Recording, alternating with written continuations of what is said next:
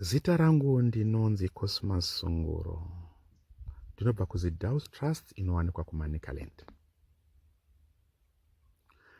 Kune dambudziko rekushayikwa kwemvura, urombo nekushayikwa kwezvekushandisa, takatanga kupfuyawo mbudzi senzira yekubetsera nharaunda kupedza dambudziko uye kuti tive neramangwana rakajeka. Sevapfuyi vembudzi vekwaChiadzwa takava nechiono chekusimudzira nharaunda, kuisimudzira nekutsvaga raramo tichishandisa zviwanikwa zviri munharaunda medu kuti tishanduke, tisimudzire upfumi nemagariro evanhu vemunharaunda kuti tigadzire ramangwana ratinotarisira kuva. Kusimudzirwa kwenharaunda yekwaChiadzwa kwabudirira kuburikidza nekuchengeta mbudzi uye nharaunda yave neshanduko.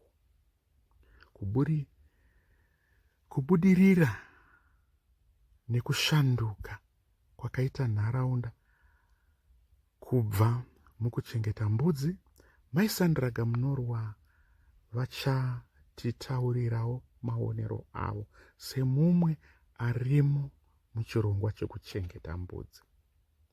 Tinoda kutenda nechirongwa chekupfuya mbudzi nokuti tava kuwanawo mari kuburikidza nekupfuya mbudzi.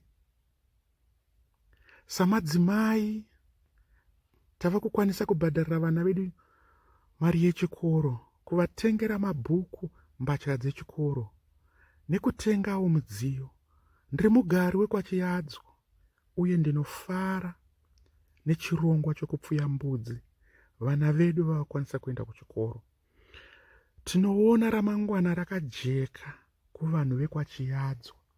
Kupfuya mbudzi chinongova chikamu cheurongwa hwekusimudzira nharaunda yedu. Mbudzi dzinoita mabasa akakura mutsika nemagariro edu. Dzinoshandiswa kuita mabasa makuru mimitambo yechinyakare nemhemberero.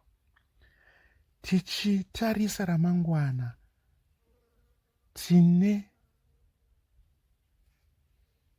tarisiro rekuvaka ukama nemapoka kuti atibetsere nerubatsiro rwemari yekutanga chitoro chekutengesa nyama yembudzi mumaguta akatipoteredza.